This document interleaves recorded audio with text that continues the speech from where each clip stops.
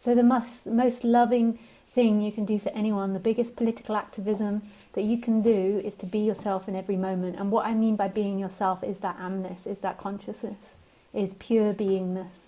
And what pure beingness is doing is it's spontaneously expressing, and it's expressing through these bodies.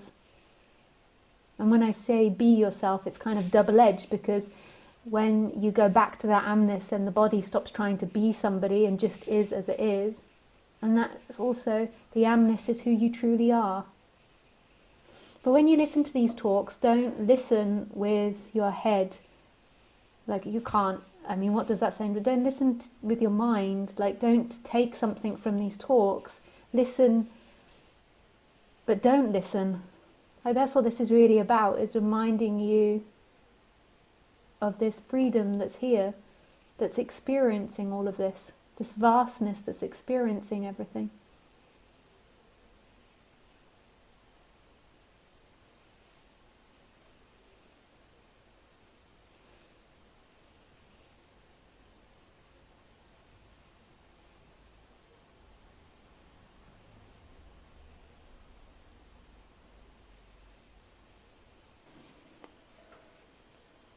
So what is non-duality? Non-duality is the most beautiful subject that you'll ever hear, and it's basically pointing to a freedom that's beyond any worldly forms. It's beyond who you think you are, your body, your actions, your past, your lifestyle, your good actions or bad actions. It's not about being a good person. And it's basically talking about a freedom that is beyond you. It's beyond anything in this world. But it's also talking about everything, being everything in this world. So it's a freedom of this world, but then it's also an intimacy of this world as well. It's both.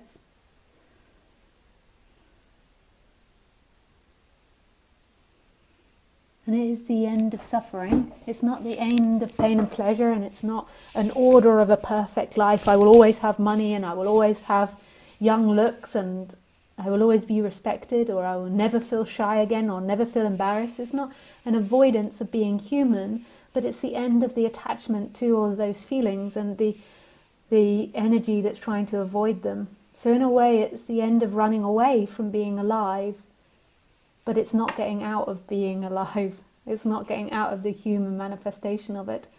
Often when people come into non-duality, and because of the way that other non-dual speakers speak, and I'm not criticizing them, it's really valid what they're doing, and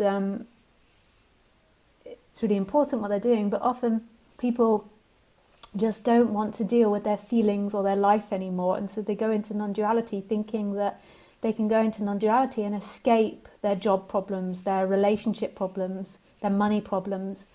But it's actually, non-duality is going to point you back to what's actually happening. And so it's going to always point you back to this. And in this, there might have to be dealing with quite uncomfortable feelings. So the feeling of not fitting in at work, or the feeling of lack of money, or the feeling of feeling unloved by your partner almost has to be dealt with, because that's what's appearing now. If you're feeling tightly contracted because of an argument with your partner, that's what's happening. There's no escape from it. And the freedom is here. We often think that we can go behind the human experience, but it's actually in the human experience. It's in everything that's happening. It's in every feeling, every sensation, everything that appears. That's where love is. So it's now, if you put your hands on your computer and you feel that warmth, that's where it is. That's where God is. If you feel your body and you feel intense fear, that's where God is. We try to get away from the fear and think that's what will bring us freedom. But it's never in escaping what's happening. It's in the absolute intimacy of what's happening. And none of the concepts that I present or any other non-duality teacher presents is the truth.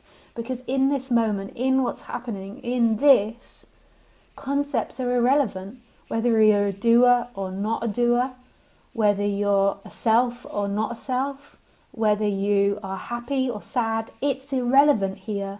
In this, in the instant of this, all of that explodes.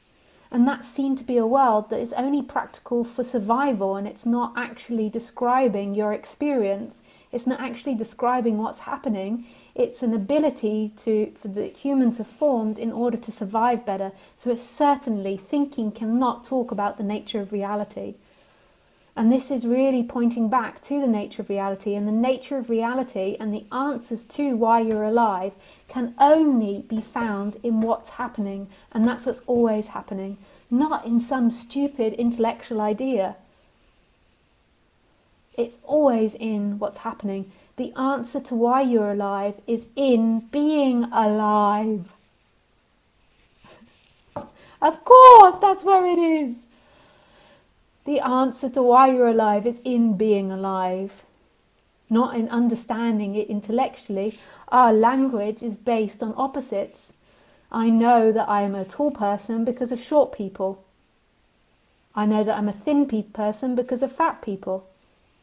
I know that I'm a clever person because of stupid people. I know I'm a white person because of black people. It's always in comparison. I couldn't be white if there wasn't other colours. I couldn't be intelligent if there wasn't other levels of intelligence. I couldn't be tall if there weren't short. Our language is based on comparison. So therefore it's not a fixed thing and it's not true. Are you happy? In comparison to what? But we base our reality in thinking.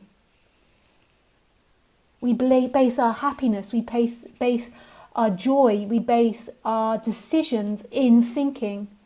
Where it's all happening spontaneously now. The body instantly knows, life instantly knows what direction it wants to go in. Right here. This is love. This amness, this presence is love. It's empty, it holds on to nothing and is no one. And yet it's full of absolute love, and that love is everything. Oh, it's so exciting. I love this subject. And now people call and they're like, yeah, I want to die. I hate my life. It's so funny.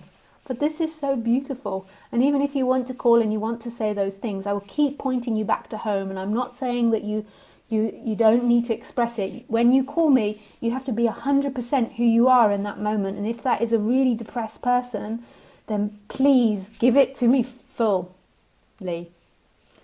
That was a really bad sentence. Give it to me fully. Give it to me, baby.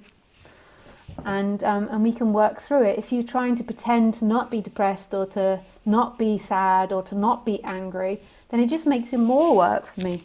Because obviously I can feel that.